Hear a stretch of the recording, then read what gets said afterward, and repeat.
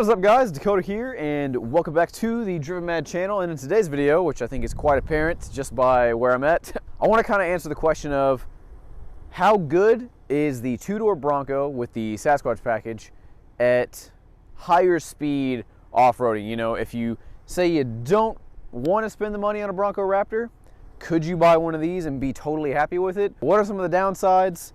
And plus, it just gives me an excuse to just kind of bomb around out in the middle of nowhere, which is always fun. So let's just hop in and just get started, and we'll talk about kind of how it does.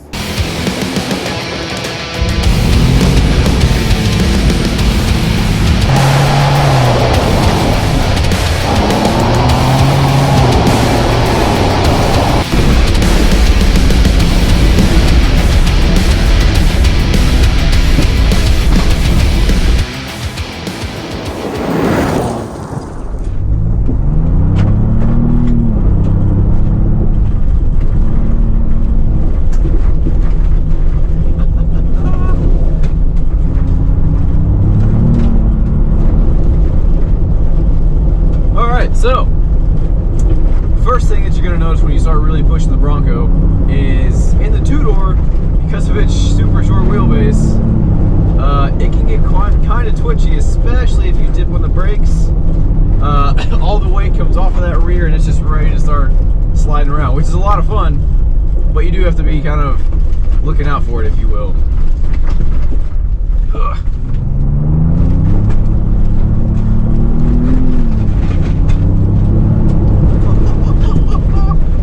Suspension on, again, this is a Sasquatch equipped Bronco, honestly handles it really well. If you guys have been following me for a little bit, you will have seen that I have taken this on some higher speed stuff before with my Wrangler 392, but I wasn't really, we were just kind of goofing around. We weren't really trying to push anything or trying to do anything crazy like that. Like, for example, right now I'm doing about 30 miles an hour, but if I pick the speed up, here's 60 in a two-door Bronco.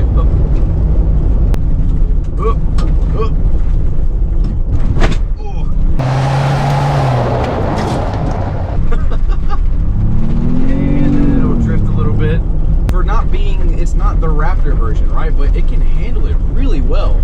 I've also taken my F-150 Raptor out here. If you guys saw that video, I'll leave a link up here. In this, you can tell it doesn't quite have the same amount of travel, but for a stock, non-designated high-speed vehicle, the suspension feels fantastic.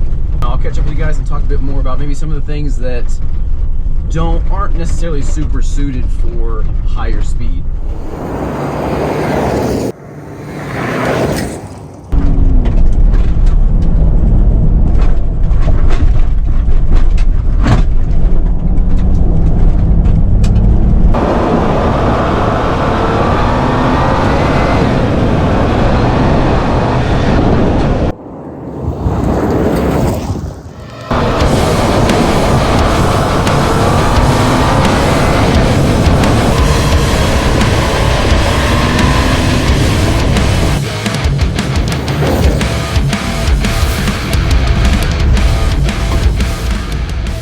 Okay, so a couple of things that I've noticed after kind of bombing around is, so when you put everything in Baja mode, hang on, very washboardy right now. Okay, so when you put everything in Baja mode, the transmission doesn't like you to shift it. It kind of looks at you like, why are you trying to tell me what to do? Because I've tried shifting it, like, say 3,700 RPM, like going into the next gear, so like third to fourth, and it didn't let me do it. So I'm not really sure. It doesn't really seem like it likes you to shift it.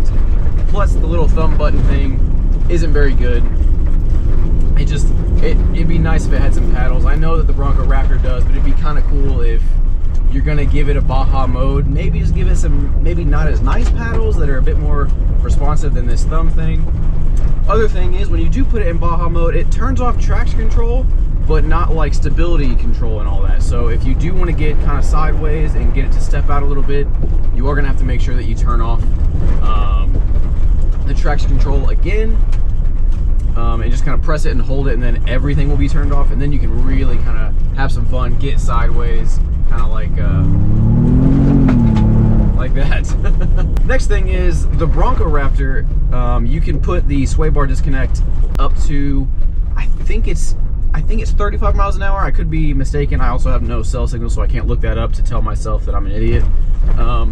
Whereas in this, the sway bar disconnect will only do it in 4-wheel drive high or 4-wheel drive low and up to 20 miles an hour. So if you want to kind of butter out some of that stuff and really make the ride extra smooth, you can only do that up to 20 miles an hour.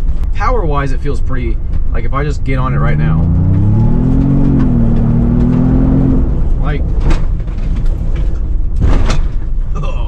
like it feels pretty good.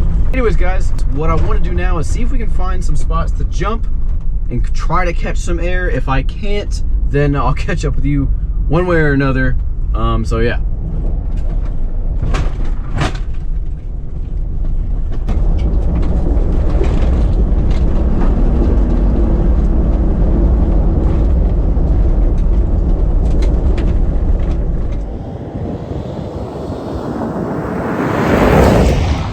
Okay, here we go.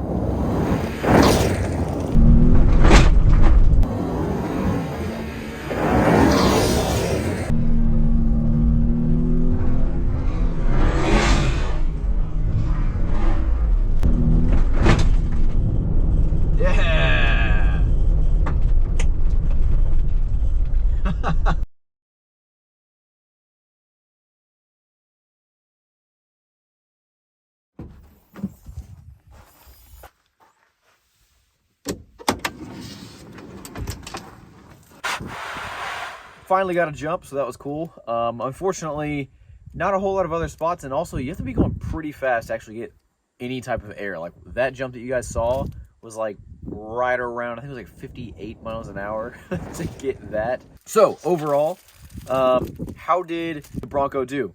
It did really well, honestly. Again, for something that's not 100% what it was built for, right? It was like, whereas the Bronco Raptor and the F-150 Raptor are literally designed for the Baja high-speed jumping, bashing around. So considering that this isn't really made for that, it did a really good job. I didn't bottom it out one time. You know, power feels good, lots of fun, lots of very twitchy due to the short wheelbase, kind of wants to slide around all over the place. Anytime you let off the throttle, it's like, okay, hey, guess what? Boom, tail out, which is fun, but you do have to be on top of your toes. There was one time where I was trying to hit a little whoop to where make it a jump, and all of a sudden it just went, hey, guess what, sideways. So it kind of ruined that.